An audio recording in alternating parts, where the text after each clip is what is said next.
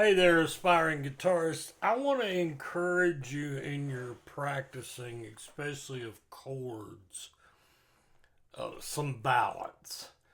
Don't become a slave to bar chords at the expense of the beauty of open chords, cowboy chords. And we often think that to move a chord around the neck, to go from the low register toward the body with the high register, we have to have a bar chord.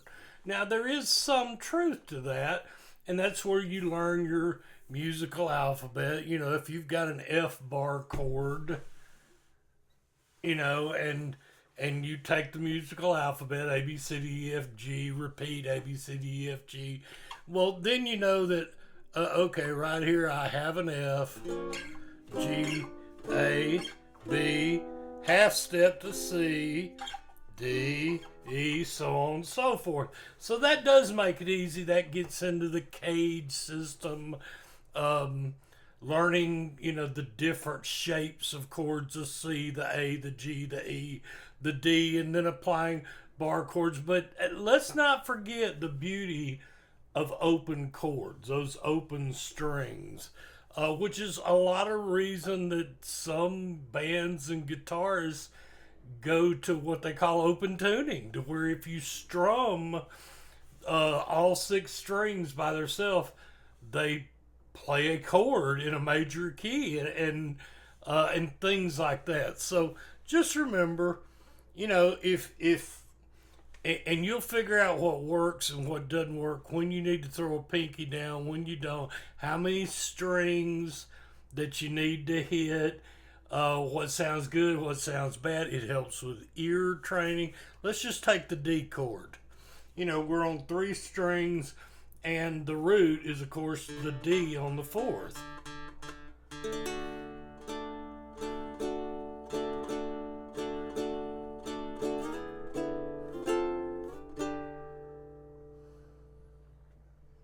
Sounds pretty good. Let's take a C.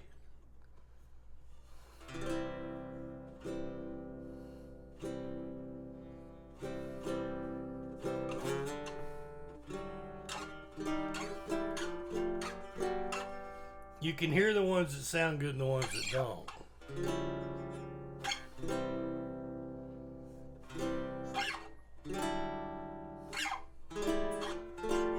Now, I got into this F here and it didn't sound too good, so I'm going to drop this pinky finger down.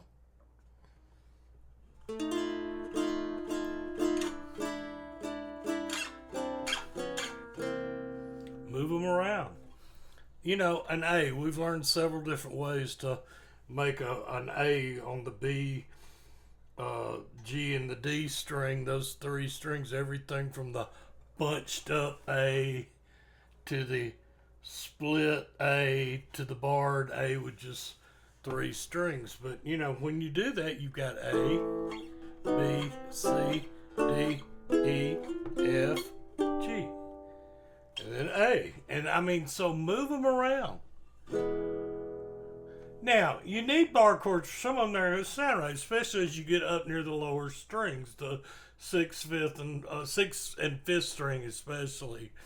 If you're fretting up into the sixth and fifth string, the E and the A string. But move them around. Move them around a lot. Let's slide them. Take the D, slide it. Figure out what you just made. If you had a D.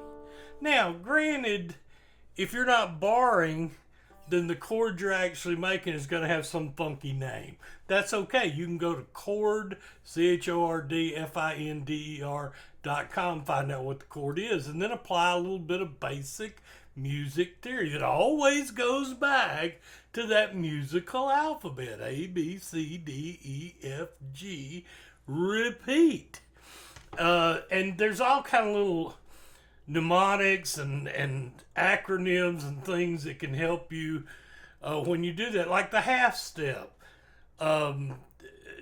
E to F, B to C, B to C, E to F is a natural half step, just one fret on the guitar. Well, some people remember that it's a half step by using B, C, bacon crispy, EF, eggs fried. Anything you can do that helps you to learn something. Um, uh, you can learn instantly. Remember, we've always told you, if you learn the sixth string, you learn the first string, the two E's, and you learn E, F, G, A, B, C, so forth, so on, as you move down to the octave and beyond. But one of the other things that Ricky Comiskey, which I think is a great YouTube guitar teacher, he talks about the gift of gab.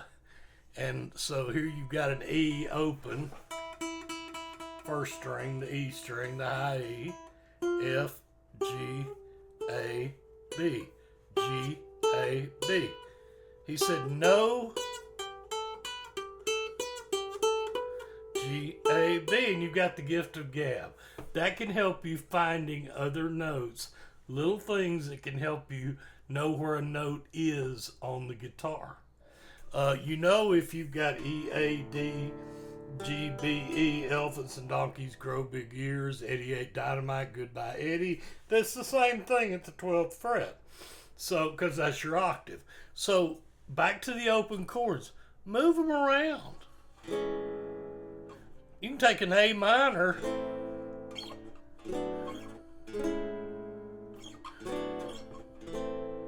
The D, remember that D again. Move your chords around. Figure out what works. Something doesn't sound right. Like a lot of times a C can be beautiful. But if you'll add that pinky right there on the G string, the third string, you get back a little harmonics. Play around. Move chords around. Open chords are gorgeous.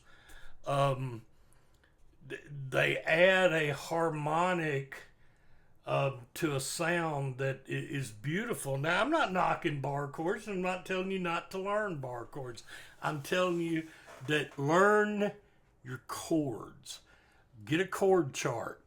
Everybody says, well, you need to learn these three chords, G, C, and D, because that's, a guitar, three chords and the truth. Well, yeah, and that's the basics to a lot of songs.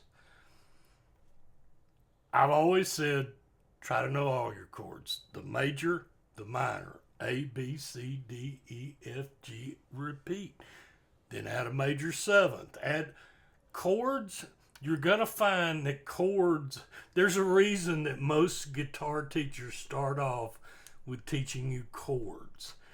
And we have a tendency to want that silver bullet. I told you about, I want to play some lead. I want to play some leads. That's nice. We'll learn some lead. Let's go back and learn our chords first. Embellish chords. Think about chords. Think about the notes you're playing. Figure it out. Chords are such a window into the soul of your guitar journey if you'll just let them be, I believe. And remember, it's your guitar journey. Make it your guitar journey, and I hope it's a blessed journey. And most of all, and I mean it, hey, happy picking.